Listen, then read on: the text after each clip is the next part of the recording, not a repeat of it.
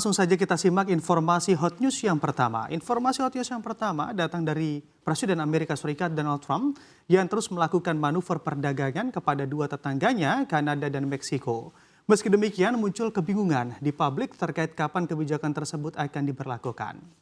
Mengutip Reuters Kamis 27 Februari, Trump meningkatkan harapan untuk jeda selama sebulan lagi pada tarif baru yang tinggi atas impor dari Meksiko dan Kanada. Dirinya mengatakan bahwa tarif tersebut dapat berlaku pada tanggal 2 April. Namun seorang pejabat Gedung Putih mengatakan tenggat waktu Trump sebelumnya pada tanggal 4 Maret untuk tarif 25% atas barang Meksiko dan Kanada tetap berlaku hingga saat ini. Amerika Serikat dilaporkan masih menunggu tinjauan tindakan Meksiko dan Kanada untuk mengamankan perbatasan serta menghentikan imigran dan fentanyl ke Amerika Serikat. Di sisi lain, Trump telah menargetkan awal April untuk mengenakan tarif timbal balik ke Uni Eropa yang menyamai tarif bea masuk. Penasihat perdagangannya menganggap pajak pertambahan nilai negara-negara Eropa mirip dengan tarif dan maka itu perlu ditanggapi dengan hal yang serupa. Ketika ditanya oleh wartawan, Trump mengatakan Uni Eropa adalah kasus yang berbeda dari Kanada, di mana negara benua biru memanfaatkan Amerika Serikat dengan cara yang berbeda. Maka dari itu, dirinya akan memberlakukan tarif 25% untuk sejumlah produk Eropa.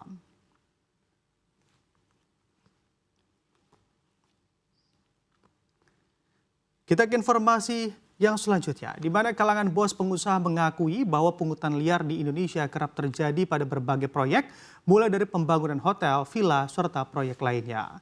Hal itu terjadi bukan hanya di Jakarta, melainkan juga di banyak daerah lainnya. Pengusaha pun resah dengan kebiasaan tersebut. Pasalnya, selain menjadi beban biaya tambahan, pengusaha juga tidak memiliki kepastian dalam berusaha. Wakil Ketua Dewan Pertimbangan Asosiasi Pengusaha Indonesia atau APindo, Haryadi Sukamdhani mengatakan, nilai pungli dalam setiap proyek juga bisa sangat besar, mencapai ratusan juta rupiah. Seharusnya aparat penegak hukum harus bisa bergerak dan menyelesaikan masalah yang sudah membudaya ini, bukan justru terlibat dan membiarkannya terus berlarut-larut.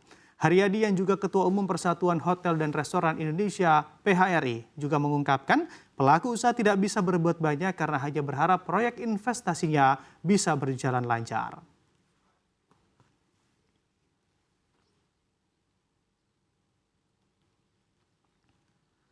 Kita ke informasi selanjutnya. Menteri Perindustrian Agus Gumiwang Kartasasmita buka suara terkait banyaknya perusahaan elektronika yang tutup hingga melakukan pemutusan hubungan kerja.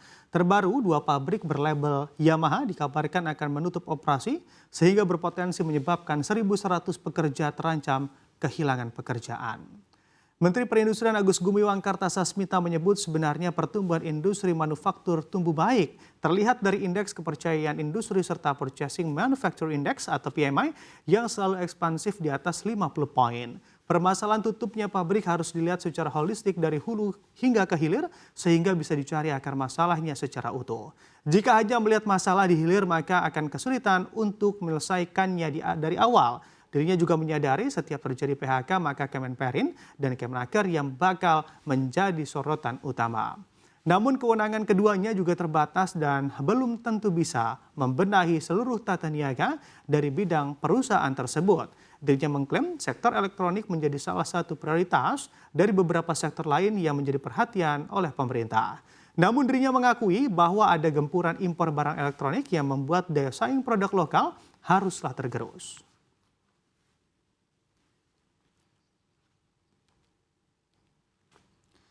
Kita ke informasi yang terakhir dari hot news yang juga dirangkum pada hari ini, di mana Jakarta telah menjadi viral di jagat media sosial X di India.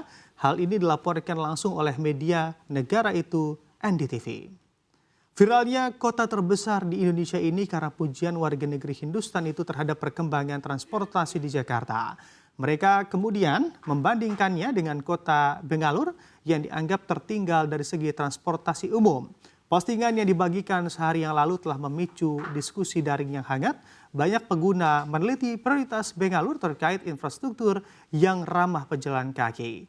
Beberapa pengguna juga menunjukkan kontras yang mencolok dengan mencatat bahwa area tertentu di Bengaluru tampak lebih terabaikan dan kumuh daripada Jakarta beberapa dekade lalu. Banyak yang menyerukan peningkatan perencanaan kota dan pembangunan infrastruktur di Bengaluru. Komentar lainnya menyoroti terkait kebijakan pemerintah yang kurang pro rakyat. Mereka mengatakan proyek-proyek infrastruktur di kota itu syarat dengan muatan politis.